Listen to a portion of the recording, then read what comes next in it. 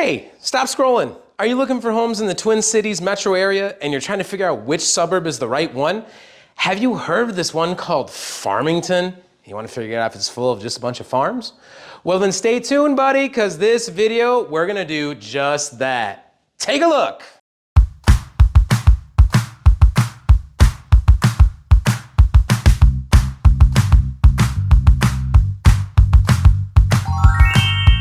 Hi, my name is Chris Mosier, and I am the team lead for the Twin Cities Minnesota Living Team and your South Metro real estate agent.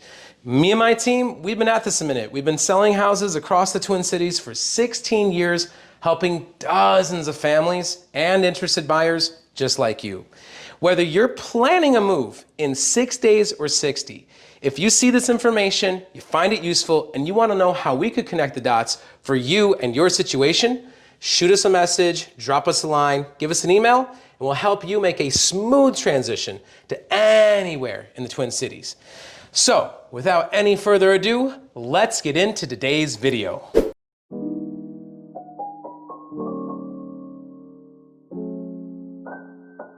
All right, guys, welcome. I figured I'd give you a little bit of a layout of what we're gonna go do today. I'm all nice and tucked away in my warm car here, but I got 3 properties selected. Now, full disclosure, I didn't have the diversity of property styles that I would have normally have liked, mainly because, as I mentioned, I wanted to show you guys 4 bedrooms and up. And for the 4 bedrooms currently available in mid-January 2024 in Farmington, see, hyper specific, there really weren't a ton beyond like the 3-level splits and some of the areas where things are located.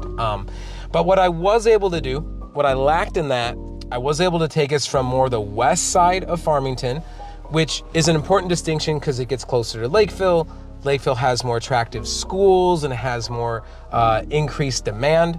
And that's kind of where like you get to have some spillover into the amenities and the way that it influences appreciation, versus the rest of this is more towards the downtown. It's more on the east side of Farmington itself, which, while properly in Farmington and not close to Lakeville, also does keep you really close to a lot of the things that I'm gonna cover in my pros and cons video about Farmington that discuss, why living in Farmington can be great. So again, there's opportunities for both. So with that, we're gonna go look at 3 of them kind of in a row, 3 different price points, see what they're all about, and then hopefully you guys get a good understanding of what's out there right now. So let's go take a look.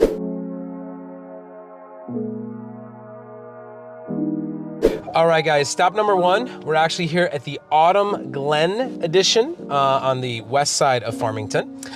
So this one in particular, I thought was a good starting point. As you're gonna kind of see throughout everything that I look at today for you, everything that we discuss, I wanted to focus more on larger properties. Not to say that we don't have appreciation for 3 bedrooms, but that 4th bedroom is just a very different vibe. It's a very different type of relocation. It's one where you've at least got the need for additional office space, you've got room for kids, you've got room for additional people, and the types of homes that show up with that are also very different as well. So this one is a 4-bedroom, 3-bath with a 3-car garage. And again, you'll kind of hear me talk about that inside. That's a good distinguisher for a lot of these that we're gonna see.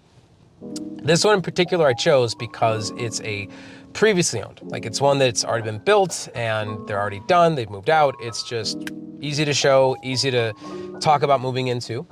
This one in particular though has had some pretty substantial updates. They've been able to improve pretty much all the mechanical, furnace, washer, dryer, pretty much all the big picture mechanical items within the last 3 years. So that's a nice way of looking at it. $465,000 even is the price, bringing it to just around $173 a square foot. So again, all that stuff's kind of within range with the metrics, but just wanted to paint the picture. Let's go take a look inside and see it for yourselves.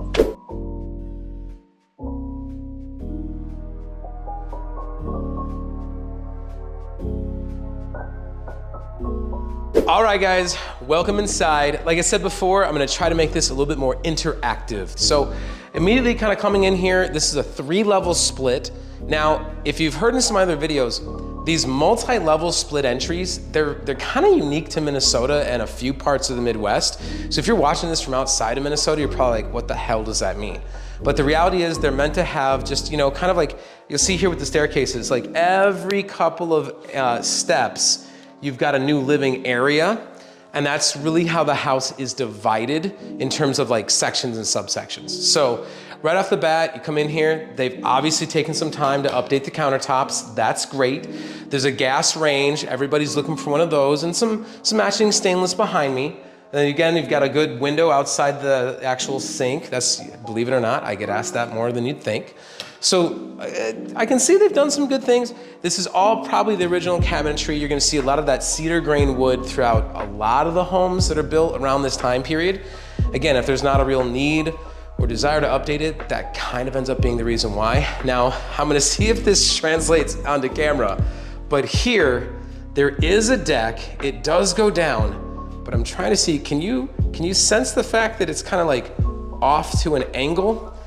That's absolutely not something we would just gloss over. And I never know, you know, for certain what some of these are gonna look like till we get to them, but that would be an area of concern. It's not a huge one, it's not a huge deck. It might just be to reinforce some of it structurally, but that is gonna cost money. That is not gonna just go away on its own.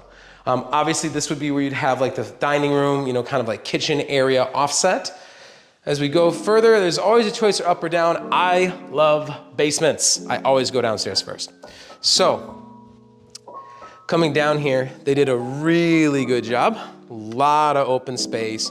It is a walkout with lookout windows, so that's huge. Gas fireplace, storage underneath. So again, I think this space would really work very ideally to kind of have different areas of it transformed with the standard kind of couch and television. You could have some tables. There's plenty of spaces in behind there for storage. And then this, you know, if I were, you know, a kid living here, this would be my spot. This would be the fourth bedroom in the basement. Quiet, it's dark, it's away from everybody. It's a little bit smaller, but that also can make it like an office. If you choose to make that one, you've still got the window out the side there. And again, most of the mechanicals throughout here have been pretty well updated. So we've got that going. That door really swung open. But you'll kind of see throughout, one of the only drawbacks to this one, a lot of the bathroom space, a lot of, you know, you did a little bit of tile there, but most of this is going to be original. You can see a little like tile flooring. So that is definitely a unique one to think about. So again, I do like that they did a good job. You know, again, the carpet seems like it's in good condition. Paint, trim, all the basic creature comforts that you'd expect. And then it is a fenced in backyard.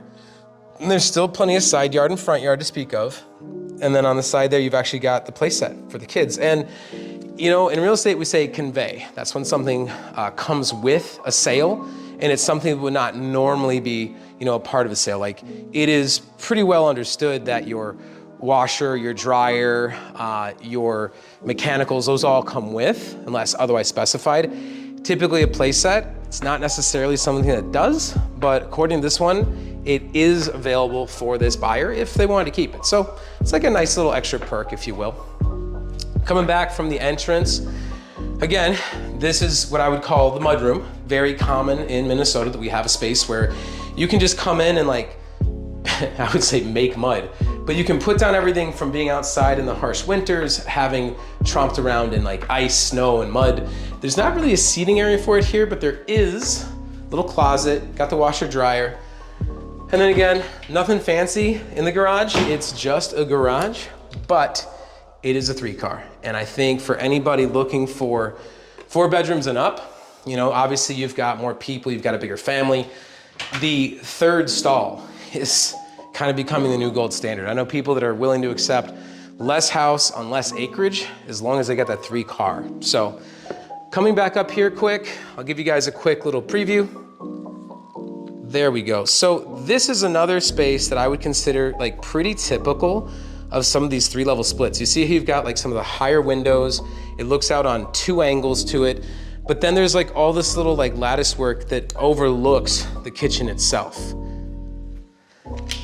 Now, with some of the homes I've been in, some of like similar designs, you might even have it where this wall is like a half wall and it stops here. And I've even seen it where some people, they'll completely just put a doorway, put put a doorway there and just transform this into like a 5th bedroom. But again, I think the main purpose here is to have what you would lack on that main level because of the way things are laid out. This is likely the main-ish level family room is kind of the idea they have behind it. But again, got some built-ins for the shelving. Got another full bath here, which is not connected to the master, so someone else has got space for it themselves. And then you kind of see as you walk into this hallway, this continues to be, I'd say, the gold standard, right? You've got 3 bedrooms on one level. They're all decently sized, and there's even a little bit of a recess cutting in on the actual window there, looking out the backyard. So first one here, well done.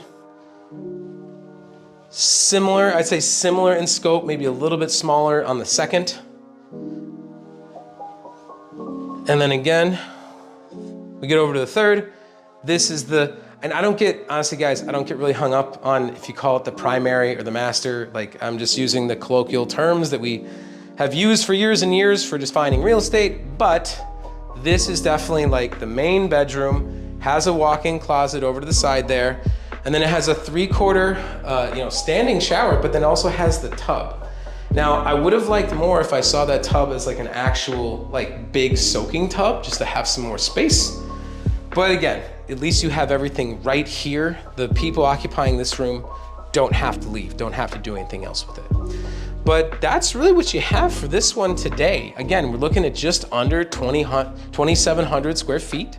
It's located in a well-developed part of the neighborhood. 20 years isn't young, but it's not like old, especially with the updates that they've made to some of the mechanicals and some of the things they've done.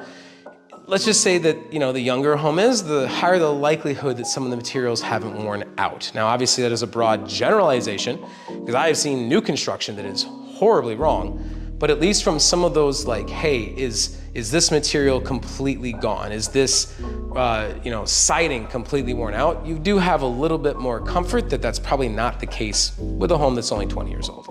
All right, guys, we are on our way to house number 2 today. This one, switching it up as we go into the next price bracket. We're right at $530 for this one, but brand new completed construction. This one is a 4-bedroom, 3-bath, 3-car garage again, and it sits in the Sapphire Lake edition, which, take that term with a grain of salt as you'll kind of see some of the B-roll. There is a man-made lake to the right of me that I'm gonna show you at least just a shot of. But a lot of this was, as the name Farmington would imply, was really just open farmland for a number of years that was, no longer being used, and they just decided, hey, this is a perfect place to start building. So, such is the life of new construction in Minnesota. The dollar per square foot on this one goes up a bit. It's at $220. But one of the unique things about new construction is that there's usually other incentives that are packaged in that you're not really ever gonna find on previously owned homes. So you'll kind of see as I take the shot going into this property, they're offering a 5% interest rate. Right now, rates did just go down, thankfully. So it's, on a conventional loan, they're between 6.3 and 6.5. So 4.99 is a great incentive. And there are, the builder warranties that come with, but again, some other things to consider. What I like about it though is that most of these types of properties, most new builds, at least as it stands in, January of 2024 as I'm shooting this, they've got some flexibility. Builders have certain margins, they've got ways that you can kind of finesse to kind of get what you want. And hopefully as we go to take a look at this one, you'll see that it's a great property with some good features, but the knowledge that you could also probably negotiate some more never hurts. Let's go take a look.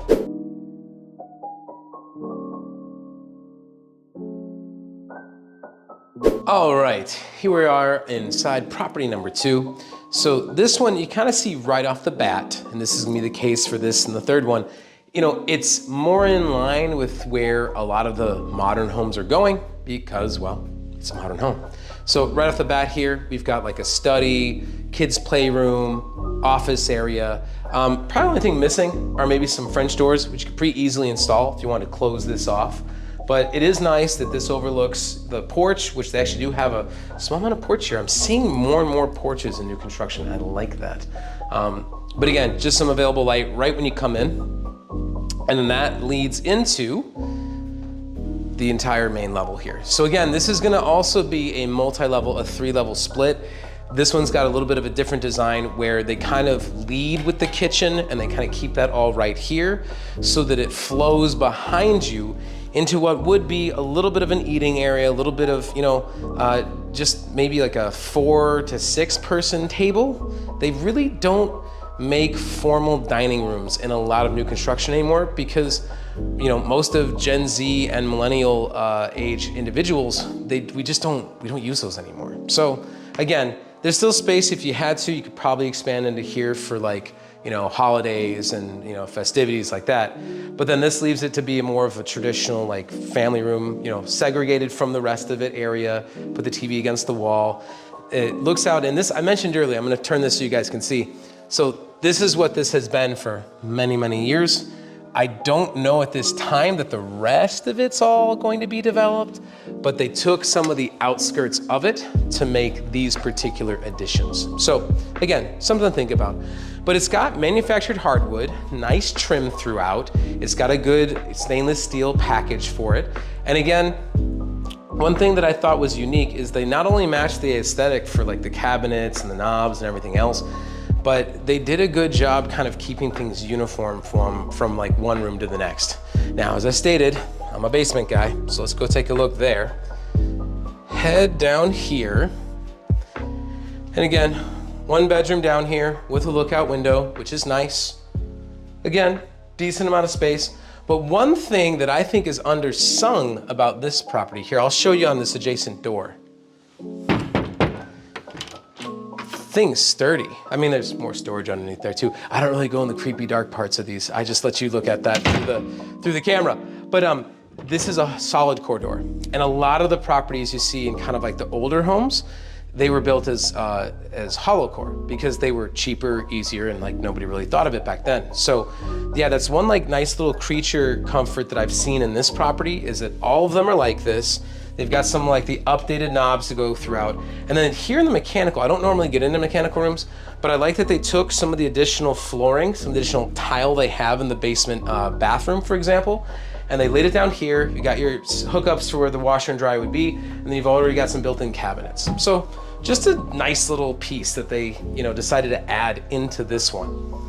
But again, you've got, like you kind of see here, they update the bathrooms a bit. You've got some stone, you've got some tiled flooring there, you've got some of the updated fixtures to go with it. And then that kind of leads into where you'd have the second, downstairs family room. They've got all the hookups where you'd have like the TV, the cable. Cable's kind of still a thing, I think, for some people. They're still building homes with it, but we have the streaming wars still, burning up in front of us where they're now charging as much for all the streaming packages. But you know what? You didn't come here to hear me complain about Hulu and Netflix, so I'm gonna stop. But I do like that, again, you've got a walkout. That's bar none, you've heard me talk about it before. Walkout basements carry the largest resale because they're the most functional. Like literally from here, you can go outside to the backyard. In theory, as I said, upstairs, you'd have a deck that got built. So it might connect the two. It might be a place to go from one level to the next outside. I mean, there's a number of reasons that extra accessibility factors into the valuation of a property and how it helps your home to appreciate in value. So that's a nice little piece of it. But work our way upstairs here, and we end up the top. Now, not a ton of space. Probably the only thing I wish I would have seen here is more like landing space or even just a little nook before you get into the bedrooms. That is kind of like the one, I guess, drawback that I would have say I experienced with it. So again, here we get into the primary. I do like they got the little cutouts, the raised ceiling, and then that leads into the bathroom, his and her sinks, 3/4 shower, no bathtub in this one, but that's fine, and a walk-in closet. So again, nice that it has all that right there. That kind of, with new construction, it's a standard. I really can't say with any confidence that I've been in a newer, like we're talking in the last 6 years, built home that just doesn't do that anymore. That's really kind of how things have evolved. So Second bedroom right here. Again, you'll see throughout that they've all got those doors. And then third one on this level. And again, the gold standard, what you've heard me say before, the 3 bedrooms on one level.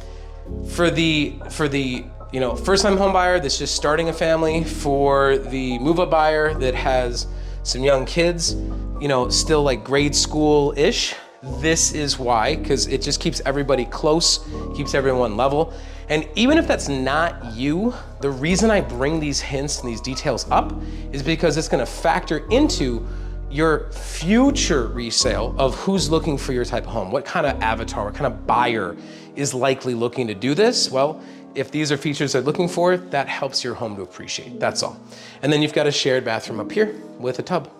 So yeah, pretty simple on this one, like I said, but again, the real cool part of it are all the factors of everything's brand new, comes with builder warranties, and you've got some spaces to probably look at, hey, areas of opportunity with that interest rate and everything else. So yeah, this was a good one to throw into the mix. Let's go on to number 3. Okay, so our third and final stop for the day, we actually fall into what I would consider the kind of the sweet spot for price points. I mean, it's $635,000, but we're looking at just shy of like 3,500. It's like 3,449 on the dot square feet, 5 bedroom, 4 bath. So it brings the dollar per square foot to 184. Now you compare that to the 173 we started with, the 220 of the last one. We're kind of like really looking where your dollar can stretch. This one makes a little bit more sense because you also get substantially more home out of it. I also chose this one because it gives you a little bit better understanding of the layout differences. Again, they're building a lot of those multi-level split entries right now. This is a more traditional layout. It is 2-story home. It's got the 3-car garage, but this one also has the pond directly behind it. Now, if you've ever been out here to see it, Minnesota and their wetlands, that's really one of the big key things that Minnesota has been always known for. And our ability to have homes that respect that. I mean, to be honest with you, it's one of the things that is almost impossible to do out here. Our DNR very strongly enforces the maintenance and protection of our wetlands. And so what I do like is that, hey, we have these spaces, we're gonna build homes, but we're gonna build and incorporate around them. And this property definitely does that really well, in my opinion. So yeah, this one I think is a nice addition. It's a nice way to kind of round everything off. It is a model home, so there will be a couple, maybe a few quirks about it, but it's a good proof of concept, especially for what else can be built in the neighborhood in general. So let's go take a look at number 3.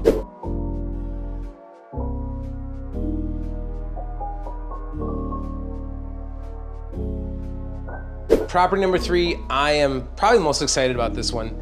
Not because it's most expensive, although obviously the higher up in price you go, the better house you get, but because this is gonna be what I believe is more representative of like the long-term type of potential homes that are kind of indicative of this development. What I mean by that is the finishes, the layout, and even to some degree, just the actual design. Like this is a 2-story versus the multi-level splits.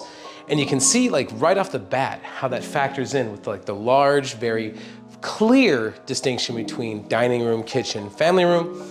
And then they've got the nice, again, manufactured hardwood, but still good hardwood throughout. Now here, one thing I like about this layout, you've got like a nice little bathroom for guests. You've got everything pretty well situated for you to have the, sitting area, watch TV, whatever the prompt might be. And then you do actually possess a little bit of space. This is actually underserved. You could have a bigger dining room table here if you wanted, but that goes nicely into the rest of the like open kitchen design. A moderately sized island, but an island in general is always a nice thing to have with a walk-in closet and some of the matching features throughout. So this one in particular is also a functioning model. So there's, you notice a little bit of mismatch from the countertop to the actual island, but that's just to kind of showcase what's possible. Come through to the side, right off the garage here, and you end up in the first bedroom on this main level. Now again, if you have guests from out of town, if you have family members that maybe don't want to do stairs, this is actually, it's not huge, but it's definitely enough to be a functional bedroom. Otherwise though, this is most likely served, as you see here, as an area to be like an actual office. Now I do love the little cut-ins they have for, actual place to sit with storage for your coats. Hey, who thought? A coat in the coat closet. Anyway, so let's go down to that basement that I never stopped talking about, huh? Let's get a look at some of that quick. All right, so you can see how they have this really put together as another downstairs family room, living room area, but it's pretty spacious. That's what I like about it. Goes all the way out to another walkout. We've been very blessed to have so many of those in this showing today. But then you also see like, this is gonna be a private pond. This was the sapphire pond that we were talking about. So again, given that it's a model, parts of this are underutilized, but I think that really could be the space where someone else coming in, you could really imagine it as your own and put a lot more furniture, a lot more viewing spaces for the people that stay down here, for the living space you create out of it. Now again, like the last one, I do like that these are all, multi-panel, hollow, solid core. I keep confusing that part. Multi-panel, solid core doors. Try saying that one 3 times fast. But then again, you've got the tile finishes throughout the flooring, you've got the updated countertops, and then in here, here's a downstairs bedroom. So again, light throughout, shows well. You've even got a 2-pronged 2-door closet. So, like I said, very spacious, very bright down here. And that's again, just the basement. Let's go look upstairs. I do legitimately like it up here. I don't normally have like strong opinions about some of these things, but as I sort of lamented in the last one, when you go up to that second level, even though it was a, the 3-level split, there really was no room there. It was just basically, those are the 3 bedrooms. Where here, as you can see behind me, they've got this little bump out. That could be an excellent sitting area. You could put another small TV if you wanted, have a small little like office den type location. But then that goes even further with some of the ways they've laid out the space here. And they've kind of showcased that by having this little bench, little stools, maybe you're a big golfer. I really suck at golf. Anyway, so the rest of it here, you've got the first bedroom off the upstairs, and it's pretty spacious. These are not just our standard like 8 by 10, 10 by 10 rooms, which is nice. I do like the attention to detail on the trim. Brings us into bedroom number 2. Got some horsies on the back wall there. Yeah, okay, cool. And then from here, again, his and her sinks, kind of updated that bathroom for those 2 to share, and well, ultimately for what bedroom number 3 is going to occupy as well up here. But the big attention to detail on this one is obviously the space here in the master. So you've got another walk-in closet to the side. You see there's that uniformity to some of those cutouts or cut-ins. I've heard it both ways, to be honest with you. But the ceiling and the extra space that it has from the last one, because very similar builders in the area. But this bathroom is huge. Again, this shower, I always gotta make sure there's no water on the floor. But you see big actual space for the shower, tile, some marble, everything kind of like really well laid out. And then another nice feature of it is you've got the washer and dryer up here, actually right off the master bathroom, which is a nice little feature. So, all those things really kind of make this upstairs level shine. And now we've got 4 of them all on the same level. Everything flows pretty well, but there's still, nice light and nice available space going from one section to the next. All right, guys. So I sincerely hope that you appreciated and enjoyed the time, the tour, the things we did today. Again, it's always a little goofy. I'm gonna make these year round. And as I'm making these, we are having the coldest and longest cold snap that Minnesota's had all year. I mean, to be fair, we've been really blessed. It's been pretty easy. But I'm not gonna let any of that deter me. I wanna show you the reality of what it is like being a Minnesotan, coming out, doing it, rain, sun, shine. Okay, I might pull back if there's a lot of snow. But, cold's a way of life out here. there's still time to look at everything. So I hope these were useful to you. I hope you enjoyed it. We're going to continue to kind of expand our coverage of Farmington, go into some of the other details about the town itself in our pros and cons videos, so be looking out for that as well. But as always, if you guys have a burning question, or if you just have a ridiculous comment, I'll read it, I'll respond to it, I'll see everything. You can't hurt my feelings, baby. But I hope that you found this very useful. If there's anything we can do to help you guys better understand, I mean, right now is kind of an amazing time, probably leading up till, I'd say, the beginning of quarter two, like around like March, April-ish, where we're in a sweet spot where there's not as much competition. Rates have gone down recently, and yet there's still these incentives for people that are looking to either build or buy new construction. So a lot of these are some of the areas of opportunity. If you're wondering how you could factor into it, if you're wondering how you can factor into it and still have somebody, you know, at no cost to you, negotiate on your behalf, like, hey, there's some cool stuff we can discuss. You know, reach out, say hi. We'll do what we can to answer your questions.